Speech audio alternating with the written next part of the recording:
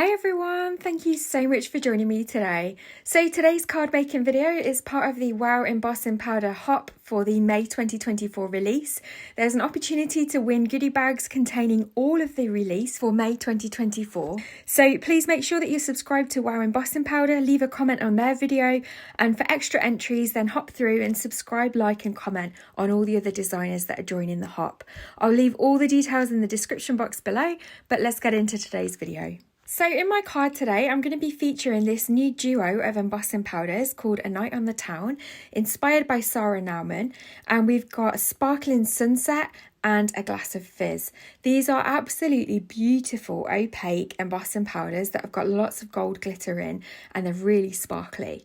I'm going to be using this Light Chaser stamp set from Funky Fossil Designs and the Click with Love's paper pad. I'll also be using the Celluloid die set from Funky Fossil Designs and the Floral Blossom die set from Sizzix. So they're all the products that I'm going to be using in today's video. So first of all, I'm going to go ahead and select a piece of the pattern paper that I want to use for my project. I absolutely love this paper pad. I love all the different photography elements to it and the floral elements. But I'm going to just pick out one piece that's got a really nice camera on it. So first of all, I'm going to grab my Cutter Bee scissors and I'm just going to fussy cut that image out.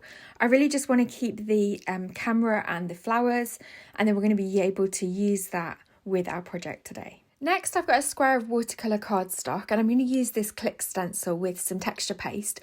I've just got some opaque white texture paste from Ranger and I'm just going to use my magnets to hold the stencil in place and then just use a metal palette knife just to run that through the stencil. I do find that because the texture paste is quite thick, the magnets just hold it in place sufficiently enough for us to be able to do that. Next, I'm going to remove the stencil by pulling it away from me and then I'm just going to pop that aside to dry, but you can see all the lovely texture that we've got already. I've gone ahead and die cut a few of these celluloid images here. So I've got the film strip and then like the Polaroid square, just to add a little bit of colour to these. I'm also not aiming for a perfect ink blend. I want it to be blotchy to give it that vintage feel. So yeah, you're not looking for a perfect blend when you're doing this. I'm kind of making the edges a bit darker as well. And I'm just going to go ahead and clean off my glass mat with my microfiber cloth. And then I've got a matte layer of cardstock that I want to use underneath the paste panel that we've created. So again, I'm just going around the edges with the same Distress Oxide in Vintage Photo, just to add the same colour brown to the edges. I am going to spritz this with a little bit of water just to add a little bit of more variation to the matte layer, and then we can pop that aside to dry. Now I've die cut lots of flowers in white cardstock from the Floral Blossom Sizzix Thinlits die set, and I'm just going to use some WOW Embossing ink to ink up all of these flowers. I'm going to work in batches, so I'm going to do the one embossing colour first, which is the Glass of Fizz, and then I'm going to go ahead and do the same with some Sparkling Sunset on the other flowers as well. So once I've kind of dipped them all in the embossing powder, I can put the excess back in the pot, and then I'm just going to heat set these. I thought I'd pin them down to my cork mat, but because they're glitter powders, you really need to heat set from underneath so that you don't lose any of that glitter. So I'm just using my reverse tweezers just so that I can heat set those from underneath.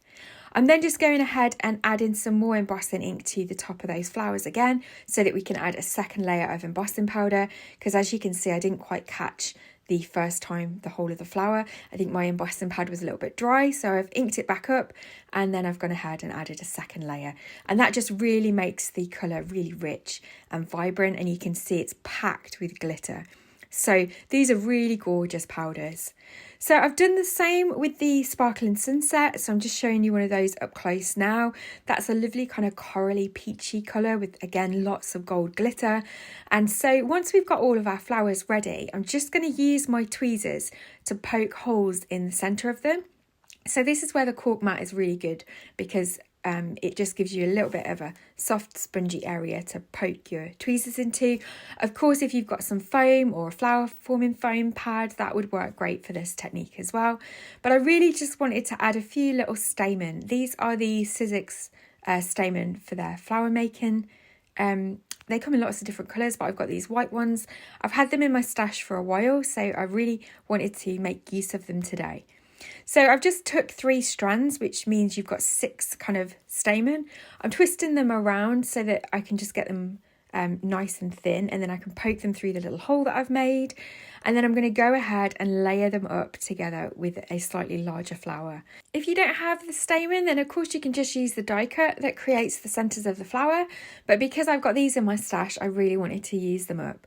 Once I've poked them through the hole, I just use a little bit of double-sided adhesive tape just to hold them in place. You could use a hot glue gun here or liquid glue, but yeah, I'll just repeat this process for all the flowers. And then once I've done that, we can go ahead and put our card together. So I've got that matte layer of cardstock that we made with the vintage photo, and then I've got my layer that's got the texture paste on, and I'm just going to go ahead and add some liquid glue to those and stick them together. For a sentiment, I'm going to use this Light Chaser stamp set from Funky Foster Designs, and the sentiment reads, Light Chaser, one who captures the essence of life, forever freezes a moment in time and radiates light, creating eternal memories. So I think that's a lovely sentiment, and it goes really well with the photography theme that we're using today. So yeah. I'm going to go ahead and add some liquid glue to the celluloid dies that we created earlier as well. So I'm just adding a little bit of glue to some of the details just to hold that in place. I'm going to go ahead and add that diagonally across on the right hand side. I'm then going to add the Polaroid picture frame as well, and I'm going to back that with some of the same paper that we cut the camera from earlier. So I'm just going to trim that down to size just so that it fits in that little window. I don't want the paper covering up any of the holes in the die, so I'm just making sure that fits nicely. And then again, we can add some liquid glue here, and using liquid glue just means that you've got that wiggle room, you've got that time to move things around if they're not quite straight. So yeah, I find myself using a lot of liquid glue. I much prefer that to double-sided tape because I just find that I like to have the time to move things around and make sure that they're nice and even and lined up properly. So yeah, I'm just going to go ahead and stick that camera down as well so that that's kind of popping out of the frame. I'm going to go ahead and stick the whole thing down on a card blank first of all before we go ahead and add the flowers.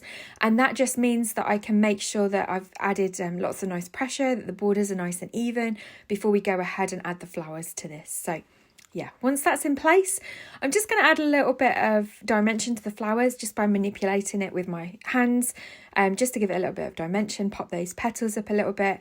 Again, if you've got a flower forming kit, you could easily add lots of dimension to these flowers that way too. And once I'm happy with my layout, I'm going to go ahead and just add some liquid glue to the backs of all of these flowers and stick them down. And then that will be our card finished for today. So thank you so much for joining me today. I really hope that you've enjoyed this tutorial. Please don't forget that this is part of the WOW Embossing Hop for the May 2024 release. So don't forget to go along, hop along and have a look at all the other videos from the designers. Like and subscribe to their channels and leave comments if you can. And you'll be in with a chance then to win one of the goodie bags from WOW Embossing Powder that contains the whole of the release for the May 2024 collection. So that's 2 trios and a duo, and the powders are all really, really gorgeous. So as always, thank you so much for joining me. Please don't forget to like this video, leave a comment in the description box below. Let me know what you think of these new WOW embossing colours and what you think to my project that we've created today. And I will look forward to seeing you in the next video. Take care.